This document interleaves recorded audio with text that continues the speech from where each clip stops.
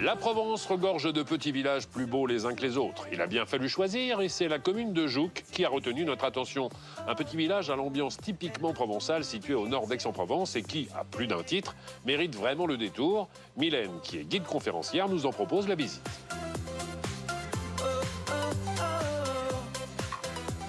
Bonjour Mylène. Bonjour Stéphane. Vous allez bien? Très bien, et vous? Laissez-moi 2 secondes, je reprends mon souffle. Mais qu'est-ce que c'est que cette fâcheuse habitude que vous avez tous, les guides conférenciers, femmes et hommes, à me proposer à chaque fois un rendez-vous sur le point culminant du village? Parce que c'est là où on peut tout voir.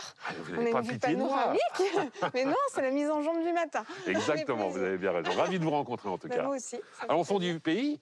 Oui, tout à fait. Je suis aixoise, je suis née à Aix-en-Provence, donc vraiment pays d'Aix, le cœur, quoi, quelque part. Alors, parlez-moi de ce village où nous sommes aujourd'hui. Nous sommes à Jouques, combien d'habitants? Alors, vous avez à peu près 4300 habitants. 4300 habitants. On est à combien de kilomètres d'Aix-en-Provence à peu près ici? On a une trentaine de kilomètres d'Aix-en-Provence. En voiture, ça fait environ 20 minutes, 20-25 minutes. Et on se retrouve comme dans un deuxième petit Aix-en-Provence avec des hôtels particuliers, des petites cours, des belles pierres de taille, etc. Comment ça s'est construit le village? D'abord par le haut et ensuite on est descendu ou C'est ça. En fait, là où on est sur la colline de la Roque. Et c'est là vraiment où on va avoir, à partir du 10e, 11e siècle, l'installation de ce castrum qu'on appelle le château d'If aujourd'hui. Donc on est sur un point défensif, aride, en hauteur. Alors on va découvrir tous les hôtels particuliers, toute cette architecture si particulière dont vous me parliez. Les belles portes aussi.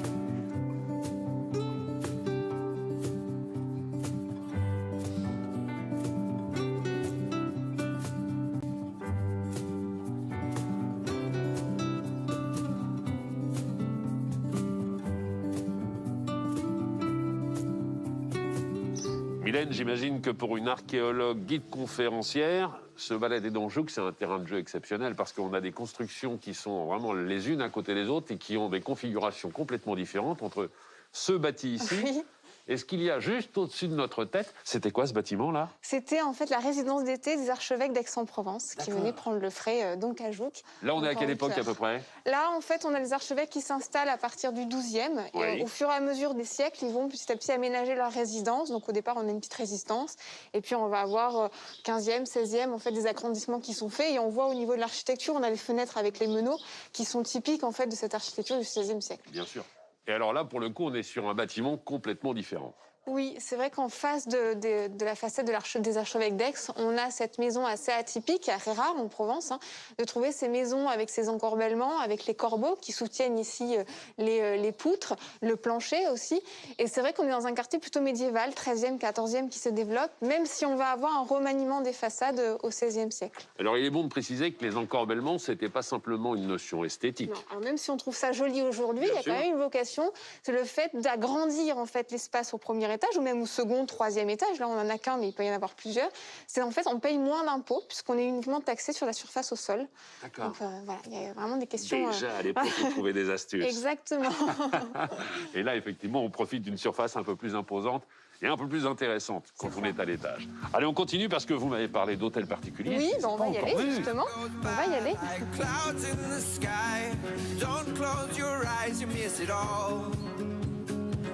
Moments pass, they go so fast.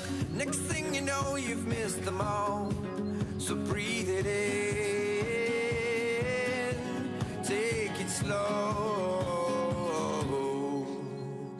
Oh, what do you know?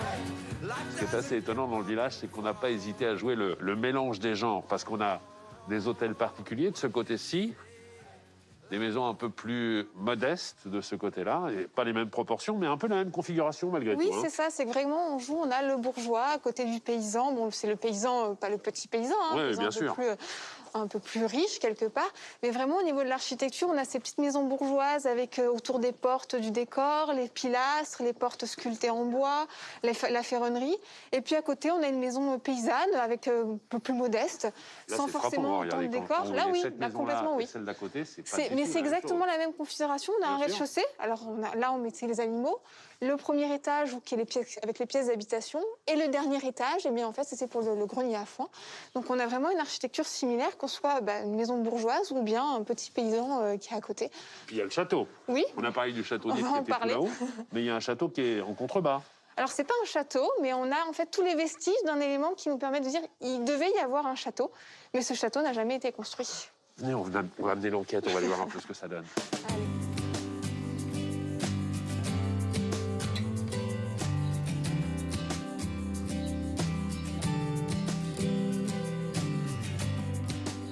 Alors, nous voici arrivés, Mylène, devant les grilles du château. Oui, il faut pas trop s'emballer quand même, puisque le château n'a jamais été vraiment achevé. C'est-à-dire qu'il n'y a que ça. Alors, il n'y a pas que ça, il y a le portail de l'autre côté, il y a les corps de logis, il y a le grand étable, mais c'est vrai que le château, finalement, du seigneur, lui, n'a jamais été achevé. Le projet n'est pas arrivé au bout, la Révolution française arrivant. Là, on a les escaliers monumentaux qui accédaient, en fait, aux terrasses surélevées du Piémont, où on va avoir cette succession de jardins, de terrasses, qui, petit à petit, vont nous amener, en fait, vers le ruisseau, vers le Réal. Et on est sur un modèle un peu à l'italienne, en fait, de jardin et d'un seigneur qui veut imposer sa puissance. Et c'est pour ça qu'il entreprend toute cette démarche-là.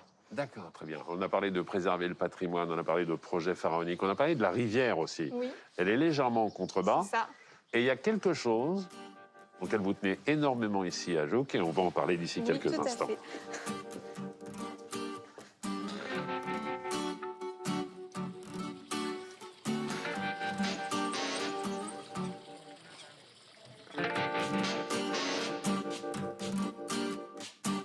C'était quand même plutôt agréable, cette petite balade dans le sens de la descente, parce qu'on est parti de là-haut. Oui, c'est ça, de Notre-Dame-de-la-Roque. Et puis on est descendu au fur et à mesure, comme une petite balade historique, puisqu'on part du cœur de village primitif. On a pris des risques, on a pris des risques. Incroyable. Alors, le village se trouve ici. Oui. Et voici ce fameux trésor. C'est ça, le Grand Pré. On est vraiment dans ce secteur sauvegardé, protégé.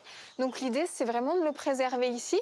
Et puis surtout, ça fait partie du patrimoine de Jouques. Voilà, c'est un petit élément vert, en fait, dans ce paysage architectural. Des trésors d'architecture à découvrir. Exactement, des secrets d'ici. Bon, certains ont besoin d'un peu de travaux, et ça tombe bien.